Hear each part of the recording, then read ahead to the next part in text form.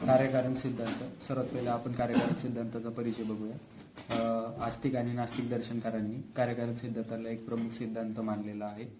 त्यांच्यानुसार सृष्टीमध्ये जेवढे काही गोष्टी घडतात किंवा जे काही कार्य घडतात त्यांना कारण असणे हे आवश्यक आहे. म्हणजे कोणत्याच कारणाशिवाय कोणतेच कार्य घडू शकत नाही हे त्यांचं म्हणणं आहे.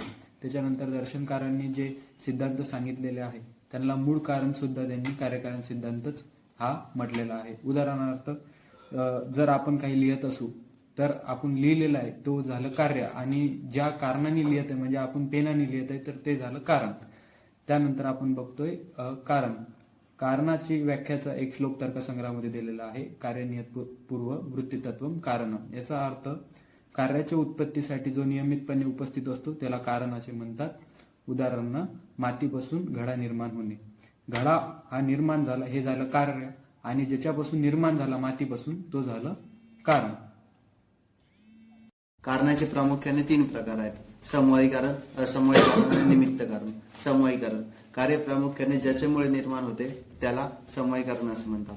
तसेच जो समवाय संबंधाने राहतो आणि कार्य उत्पन्न करतो त्याला असमवायी कारण म्हणतात.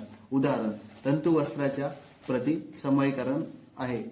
येथे वस्त्र हे कार्य आहे तर तंतू हे कारण आहे. दुसरं म्हणजे असमवायी कारण, जो समवायी कारण नाही परंतु ज्याचे कार्य किंवा कारणासोबत एकाच वस्तूत समवाय संबंधाने राहून कार्य उत्पन्न करतो त्याला असमवायी कारण असे म्हणतात. याचे 2 प्रकार आहेत: कार्यासह एकाच अर्थावर असणारे आणि कारणासह एकाच अर्थावर असणारे. तिसरं म्हणजे निमित्त कारण. निमित्त कारण समवायी आणि असमवायी कारणावरून भिन्न असणाऱ्या कारणाला निमित्त कारण असे म्हणतात. उदाहरण, वस्तू ही सामग्री बनवण्यासाठी लागणारे यंत्रसामग्री किंवा कामगार. कार्य तू तद यस्य अभिनिवृत्तम अभिसंन्याद कार्य प्रवृत्ती. म्हणजेच करता जे कर्म करतो त्यालाच आपण कार्य असे म्हणतो. उदाहरण झालं, वैद्य व्याधीनाश करतो. वैद्य करता झाला आणि व्याधीनाश करतो म्हणजेच कार्य होईल. कार्य करण्यापूर्वी कारणामध्ये कार्य उपस्थित आहे की नाही यासाठी 2 विषय सिद्धांत दर्शनकारांमध्ये आढळतात.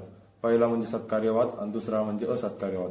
सत्कार्यवाद म्हणजेच कारणामध्ये कार्य उपस्थित असते आणि असत्कार्यवाद म्हणजेच कारणामध्ये कार्य उपस्थित नसते. चरकाचार्यांनी व्याधी उत्पत्ती आणि व्याधीनाश हे प्रक्रिया समजून देताना कार्यकारण भाव स्पष्ट केलेले आहे. त्यांनी व्याधी उत्पत्तीमध्ये प्रकुपित दोष याला समवायी कारण असे म्हटले आहे आणि दोष आणि दृश्य यांचे संयोग याला असमवायी कारण असे म्हटलेले आहे. त्यांनी व्याधीनाश समजून देताना त्यांनी 10 मुद्दे, दशविध मुद्दे समजून दिलेले आहेत. जसे की कारण, करण, कार्ययोनी, कार्य, अनुबंध, फल, देश, प्रवृत्ती आणि उपाय. कार्यकारण भावाचे आयुर्वेदिक महत्त्व खालीलप्रमाणे. नंबर 1, विरुद्ध आहार. 2 पदार्थाच्या एकत्रीकरणानं जो नवीन पदार्थ तयार होतो त्याचे गुणधर्म वेगळे राहतात व नवीन कार्याची उत्पत्ती होते. नंबर 2, औषधी. 2 द्रव्य घटकाच्या एकत्रीकरणानं नवीन द्रव तयार होतो आणि नवीन कार्य उत्पन्न होतं. नंबर 3, शरीर. शरीयते अनिनीती शरीरम. शरीराची सतत झीज होत असते आणि हजारो पेशींचा नाश होऊन नवीन पेशीची उत्पत्ती होते.